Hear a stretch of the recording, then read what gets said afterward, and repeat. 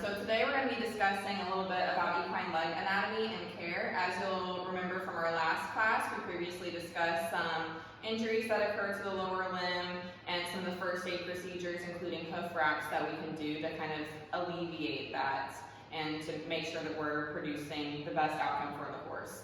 So what are some reasons that we hoof wrap, Lizzie? Abscesses and abrasions. Abscesses, abrasions, any puncture wounds. If they were to step on a nail, we want to make sure that we're giving them the best benefit and applying that medication when it is not a sterile environment out there in the pasture, right? So moving up the leg, we're going to go into equine leg anatomy and care. So what's really unique about the equine leg is that there is no musculature below the carpal or the tarsal joints. You'll see that there's just tendons and ligaments from this point down. With that being said, some of the specific tendons and ligaments we're going to be discussing is going to be the digital extensor tendon, the superficial flexor tendon, the suspensory ligament, and the deep digital flexor tendon. Injuries to these tendons are pretty dependent on what the horse does for a living. There can be other influences such as age factors. Likewise, we might see more deep digital flexor tendon issues in race horses and more suspensory ligament issues in barrel horses or rope horses. Again, dependent on the job. So why are some reasons that we wrap legs? Well, first off, it's going to be support. We want to make sure that that horse is able to be supported while they're competing at these very high levels. We also want to make sure that we're protecting the legs. As previously discussed, there is no musculature from the carpal or the tarsal joints down. So if we are jumping a horse and we knock a rail, that's going to be right on that bone, right on that extensor tendon, right? So then we could see some tendons and ligament injuries there. Kind of why we would go play soccer and we'd use shin guards. We want to make sure that we're protecting the horse as much as possible. We also want to prevent and reduce swelling. So if we have horses that have a bow tendon, they have an injury, maybe they're getting ready for a race, and we put liniment on their legs to kind of help them loosen up. We want to make sure that we're preventing swelling from them getting stopped up in the stall, or if they have medications that we need to apply. So moving into some different types of wraps that are commonly utilized, we have shipment boots. These are going to be solely for protection. So when the horse is on the trailer and they're moving and we're taking turns and we're braking and we're in horrible traffic, we want to make sure that that horse is not stepping on themselves and compromising any of their lower leg care. We also have sports medicine boots. These are kind of an aid in protection. They're kind of seen here. So they kind of Velcro around the leg and provide some support and protection. Polo wraps are primarily for support. There are many different ways that you can polo wrap a horse's legs. This one here is seen primarily with jumpers, where you're going to allow a lot of flexion for that fetlock and that suspensory ligament. If it were a rope horse or a barrel horse, we would actually be wrapping down underneath that fetlock and providing some extra support for them since they're moving at higher speeds. We also have the standing bandage wraps. These are usually quilted or like a felt material, and you can use these whenever you're applying liniment. You can use these as shipment wraps if you would like to. For shipment wraps, you would just move them down to the coronary band, but this can also allow for protection as well. So some of the rules of wrapping that we want to keep in mind is that you always want to wrap towards the horse's tail. So if you're on the left leg, you're going to make sure that you're wrapping towards the tail, and if you're on the right leg, you're going to make sure you're wrapping towards the tail as well. So left leg is always going to be a counterclockwise fashion, and right leg is going to be a clockwise fashion. You're always going to want to pull, if you're doing wraps, tension towards the tail, and you're going to want to make sure that there is enough room, it's not too tight, that there is room for 2 fingers underneath the fetlock and 1 finger in the top by the carpal joints. So some unsafe wrapping techniques would be having the wrap too tight. We could also have the wrapping too loose, which can also lead to slippage. We can also see where if it is too loose, we might have some dirt and debris accessibility. As you can see here, this would be an example of a properly wrapped polo wrap. This one would have the laps too big, they're uneven, they're not overlapping, and you'll have the legs showing, which is where, again, that dirt and debris can get in there and cause some skin irritation, and it's also too low on the pasture for this specific horse. And with that, do you guys have any questions?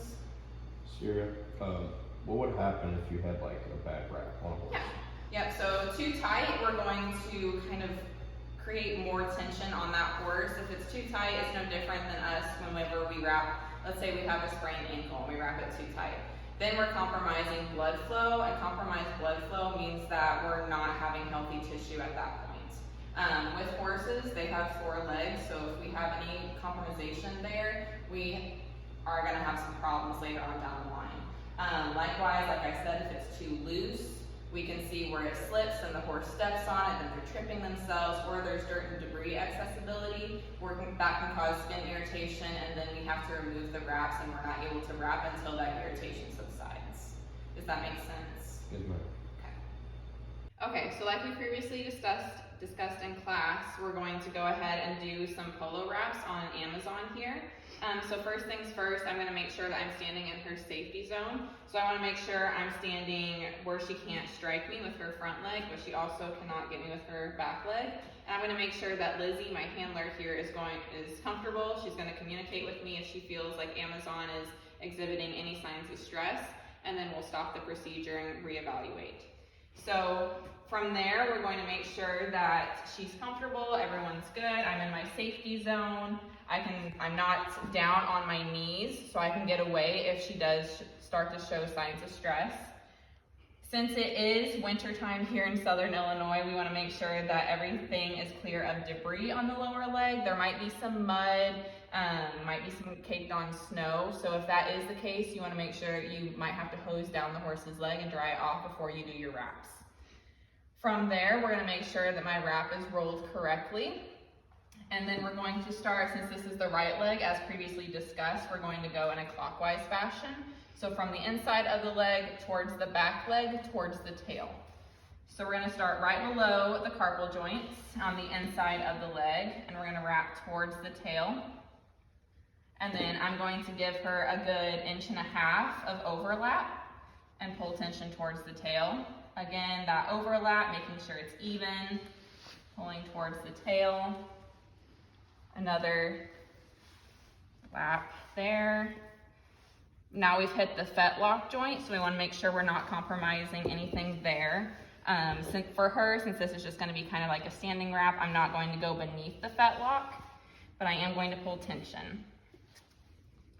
And then on my way up, I'm going to make sure that I'm pulling with the same amount of tension throughout, and again, overlapping with the same amount.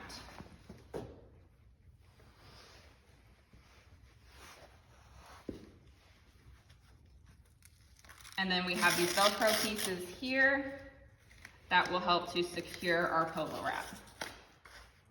And again, we're going to make sure that we have tension, that the overlapping is there, and that it is tight, so we can fit our 1 finger here and 2 fingers underneath the fetlock. Do you guys have any questions? How do I know if I got it right? Yeah, so you're always going to want to make sure that, again, you're wrapping towards the tail from the inside of the leg towards the back leg. And then with your tension, you're going to make sure you have it tight enough that you can fit 1 finger here and 2 fingers underneath. And you can also do a flip test to make sure it's the same noise throughout, and that will also make sure your wrap is consistent. Okay. So if you want to come feel, you'll stick 1 finger there. Okay. And then 2 fingers underneath the fetlock, which would be this one.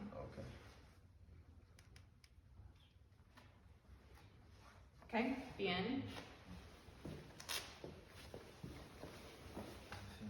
1 finger below the carpal, and 2 fingers above the fetlock. Okay? Yep. And Lizzie, if you want to feel, I will hold.